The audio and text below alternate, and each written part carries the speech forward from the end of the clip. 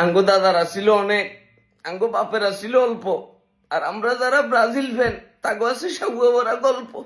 যাও মনা মুতি আসি হুতি যাও, আর কোনো সুযোগ নাই। রাস্তার ভিতরে বাড়িতে পাইতাম না, এখন পোলা পানি দেখলে বলবো ভাই আপনার 3 পিস কই, ভাই আপনার 3 পিস কই। আগে ডাকতো 7 আপ, এখন ডাকবো 3 পিস।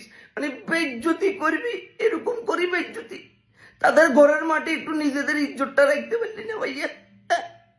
মানে লাস্ট 6টা বছর তাদেরকে হারাইতে পারি না। এখন এই যে এখন তো তারা বলবো যে কি মেসিও তো খেলে নাই, মেসি যদি থাকতো তাহলে এক যেমন কনফার্ম 7 আপ না আপার 10 হয়ে যেত ডাইরেক্ট ভাইয়া।